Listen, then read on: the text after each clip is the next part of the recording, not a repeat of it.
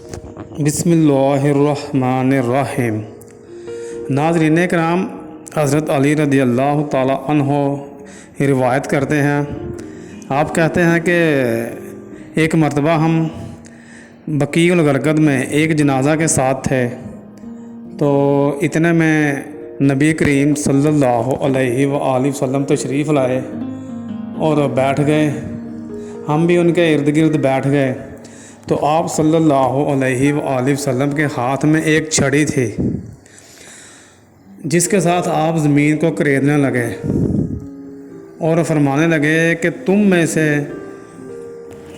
کوئی ایسا نہیں یا کوئی جان ایسی نہیں جس کا جنت میں جانا یا دوزخ میں جانا پہلے سے ہی لکھا نہ گیا ہو، یعنی ہر چیز پہلے سے ہی تقدیر میں لکھ دی گئی ہے، اور یہ بھی لکھا جا چکا ہے کہ وہ جان بدبخت ہوگی یا کہ نیک بخت ہوگی۔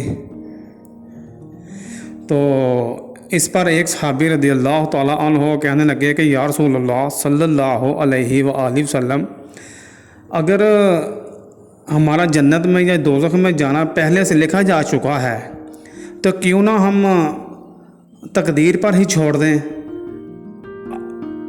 ہمارا فیصلہ تقدیر پر ہی چھوڑ دیں، عمل نیک نہ کریں۔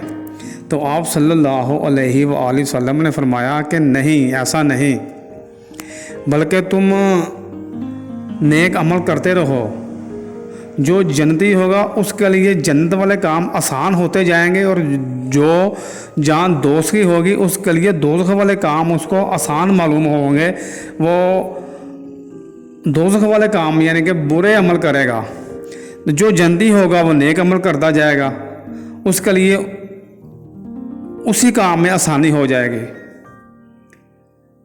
تو جس طرح ہم لوگ کہتے ہیں نا کہ جس صحبت کا آدمی ہوتا ہے اس کو ویسے کی صحبت ہر جگہ، جس جگہ بھی جائے اس کو ویسی صحبت مل جاتی ہے۔ اگر کوئی نیک ہے اس کو نیک آدمی مل جائیں گے، اگر جو برائی کرتا ہے تو اس کو برائی مل جاتی ہے۔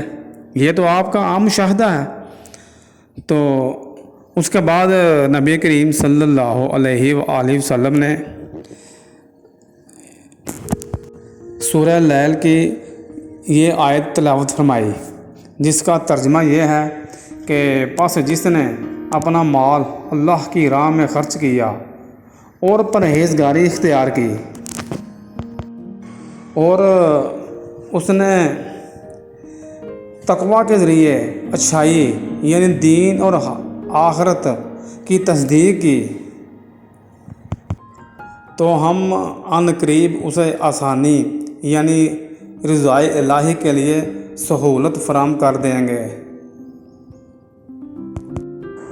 یعنی نبی کریم صلی اللہ علیہ وآلہ وسلم نے فرمایا کہ جن کا نام نیک بختوں میں ہے نا، ان کو اچھے کام کرنے میں آسانی نظر آتی ہے، آسانی معلوم ہوتی ہے، اور جن کا نام بدبختوں میں ہے تو ان کو برے کام کرنے میں آسانی معلوم ہوتی ہے۔ تو اب ناظرین کرام، اپنا خود ہی احتساب کر لیں کہ آپ کو کون سے کام کرنے میں آسانی معلوم ہوتی ہے۔ اللہ تعالی ہم سب کو نیک اعمال کرنے کی توفیق عطا فرمائے۔